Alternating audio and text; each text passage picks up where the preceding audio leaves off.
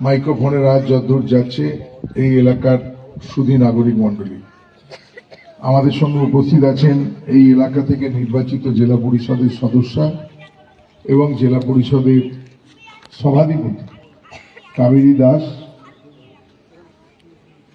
সভার সঞ্চালনা করছেন কিঙ্কর এই অঞ্চলের পঞ্চায়েতের সদস্য দেবাশিস ব্যানার্জি।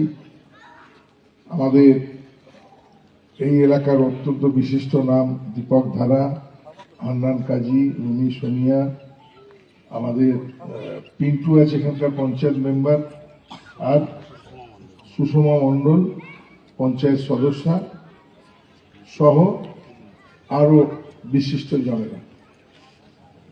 নিশ্চয়ই আজকে খুশির এবং আনন্দের দিন।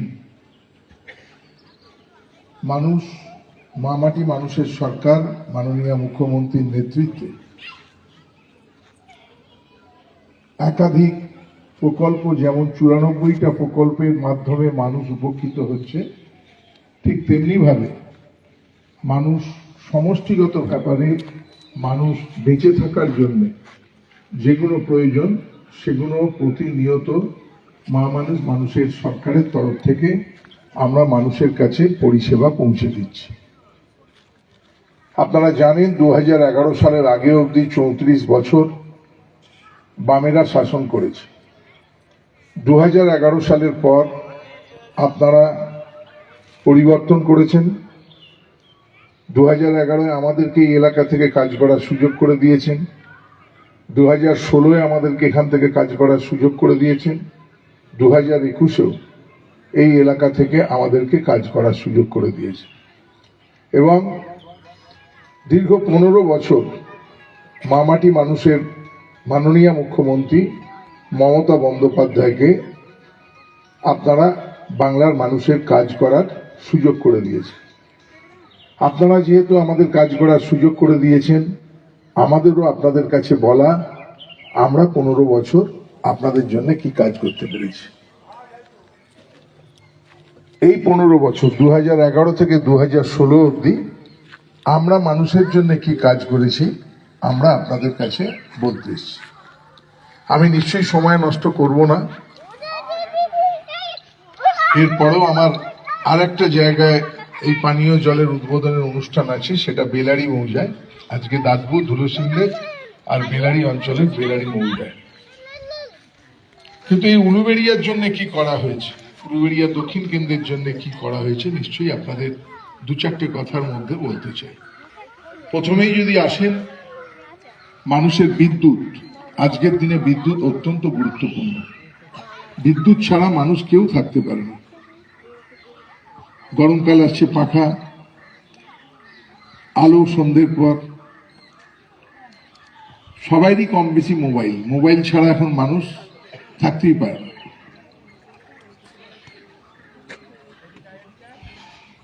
তো বিদ্যুৎ অত্যন্ত গুরুত্বপূর্ণ। আমরা মামাটি মানুষের সরকারে যদি আমায় প্রশ্ন করেন, 2011 সাল থেকে আপনারা কাজ করার সুযোগ করে দিয়েছেন বিদ্যুৎ। আমি অত্যন্ত দায়িত্বের সঙ্গে এবং আপনাদের কাছে বিনীতভাবে নিবেদন করতে চাই, এই মুহূর্তে উলুবেড়িয়া দক্ষিণ কেন্দ্রের একটা বাড়িও নেই যে বাড়িতে বিদ্যুৎ পৌঁছয়নি। 100% বিদ্যুৎ আমরা পৌঁছে দিয়েছি। এরপর যদি আপনাদের নিশ্চয়ই মানুষের বেঁচে থাকার জন্য যেটা প্রয়োজন সেটা নিশ্চয়ই স্বাস্থ্য।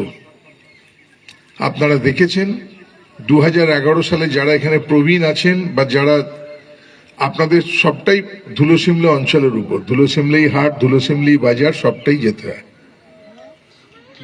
এর আগে দেখেছেন আমি যখন 2011 সালে আপনাদের থেকে দায়িত্ব পাই কাজ করার, সেদিনে এই অঞ্চলের সম্মানীয় প্রধান গোপীনাথ ব্যানার্জিকে সাথে নিয়ে আমি ধুলোসিমলা হেলথ সেন্টারে যখন যাই, দেখি সেখানে গোচারণ ভূমি আর মলমূত্র ত্যাগ করার জায়গা।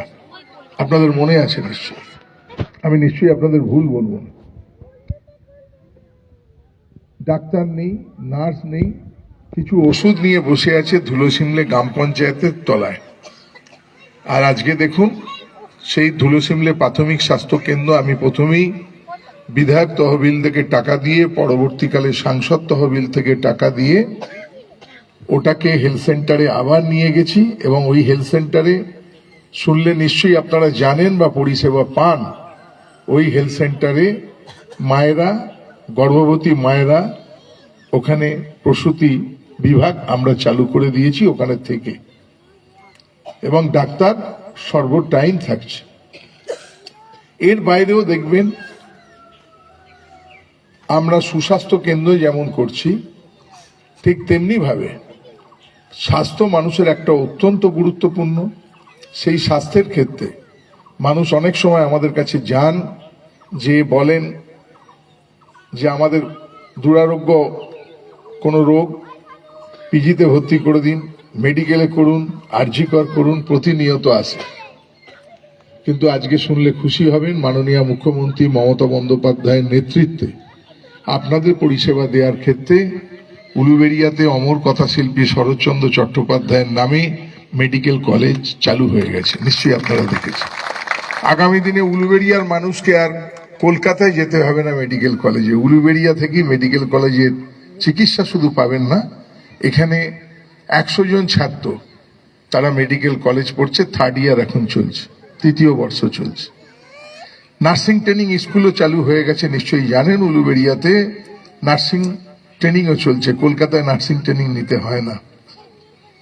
এর বাইরেও মাননীয় মুখ্যমন্ত্রীর নেতৃত্বে স্বাস্থ্যসাথীর কার্ডের মাধ্যমে একটা পরিবার বছরে 5 লক্ষ টাকার চিকিৎসা পাবে, প্রাইভেট হসপিটাল হোক বা অন্য কোনো ক্ষেত্রে, স্বাস্থ্যসাথীর মাধ্যমে। তাহলে বিদ্যুৎ, স্বাস্থ্য, শিক্ষা।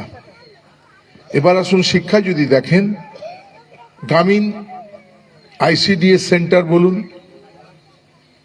প্রাথমিক স্কুল বলুন, পালপাড়া গোবিন্দজিউ স্কুল বলুন, আপনাদের বাগান্ডা জটাধারী স্কুল বলুন, আমরা নতুন রূপে যেমন করে দিয়েছি, ঠিক তেমনি ভাবে এখানে যারা উলুবেড়িয়া কলেজের ছাত্র ছিলেন তারা দেখে আসতে পারেন আজ থেকে 15 বছর আগে উলুবেড়িয়া কলেজ কি অবস্থায় ছিল আর আজকে কোন অবস্থায়।